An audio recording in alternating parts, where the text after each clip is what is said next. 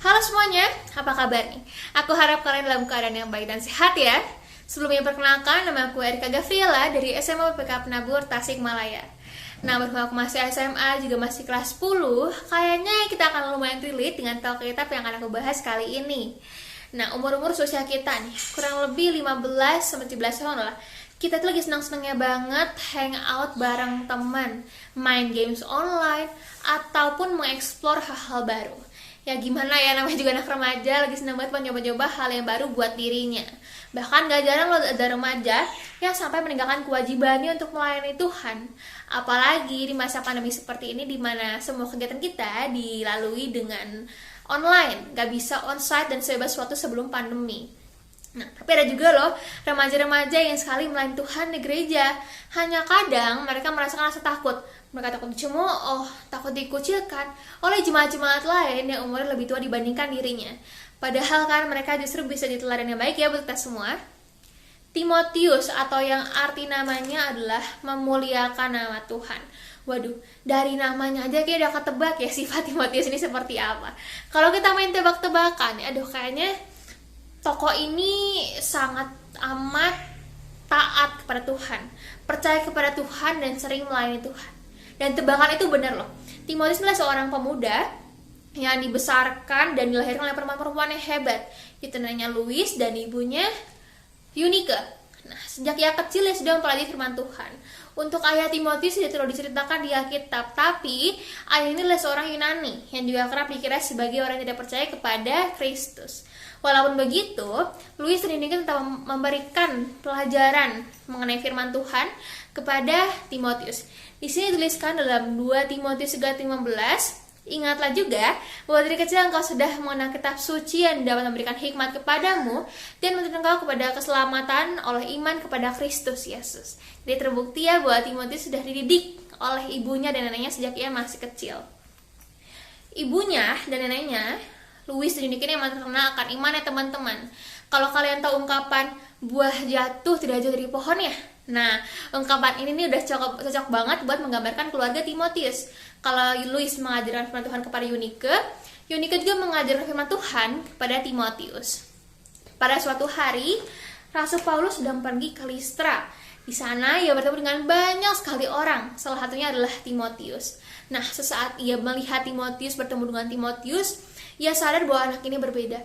Ketika anak yang lainnya asik bermain, Timotius justru mempelajari firman Tuhan. Nah, ketika ia menyadari bahwa anak ini berbeda dan anak ini memiliki kehebatan, ia memutuskan untuk mengangkat Timotius sebagai muridnya.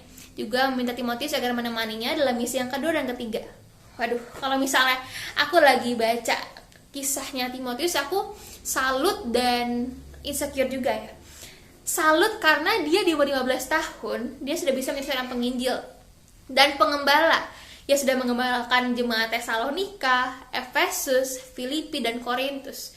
Meanwhile aku di sini belum sehebat Timotius gitu ya. Masih kayaknya ini Timotius, ini aku masih jauh sekali gitu. Tapi daripada kita insecure gitu kan, kita mencoba untuk merubah diri seperti Timotius, merubah diri lebih baik lagi. Kita juga bisa kok kayak Timotius. Kita bisa melayani Tuhan dengan baik. Karena dalam melayani Tuhan itu gak ada batasan umurnya teman-teman. Kita gak harus 17 tahun dulu. Aduh, udah kayak bikin KTP 17 tahun dulu ya. Gak harus 20 tahun dulu. Karena ya kita boleh. Kita harus melayani Tuhan bahkan. Ditulisannya dalam Alkitab, dalam 1 Timotius 4 ayat 12. Jangan sampai seorang pun menganggap engkau rendah karena engkau muda. Jadilah teladan bagi orang-orang percaya dalam perkataanmu, dalam tingkah lakumu, dalam kasihmu, dalam kesetiaanmu, dan dalam kesucianmu. Gitu teman-teman. Jadi kita jangan takut kalau melayani Tuhan ya. Karena ya kita harus melayani Tuhan. Itulah kewajiban kita. Kewajiban kita semua. Nah, Timotius juga adalah seorang yang memiliki iman yang sangat amat kuat. Dan gak mungkin iman itu tiba-tiba ada di dalam dirinya. Kan gak mungkin ya tiba-tiba ada tanpa ada perbuatan yang dilakukan oleh Timotius. Seperti yang aku katakan di awal bahwa Timotius sudah diajarkan firman Tuhan sejak ia masih kecil. Dan pada saat itu Timotius juga tidak menolak. Bahkan dia mau untuk mempelajari dengan baik. Tidak hanya mempelajarinya, tapi juga menerapkan dalam kehidupannya. Nah, kita juga bisa loh kayak Timotius, kita bisa mempelajarinya sejak kita masih kecil. Gak akan telat kok, gak ada yang namanya telat. Kita bisa mempelajarinya dari sekarang. Kita bisa kayak Timotius, asalkan kita mau. Hidup kita tuh nggak melulu tentang sekolah, main sama teman, main games, ataupun hal duniawi lainnya. Tuhan memberikan hidup yang baik buat kita semua. Buat aku, buat kamu, buat keluarga kita, buat gurumu, dan orang lain. Hidup kita sama-sama baik.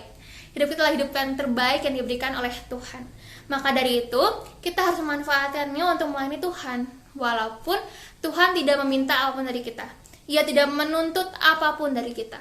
Tapi tetap saja kita harus seperti Timotius yang mau melayani Tuhan dengan sangat baik. Maka dari itu, yuk kita teladani Timotius.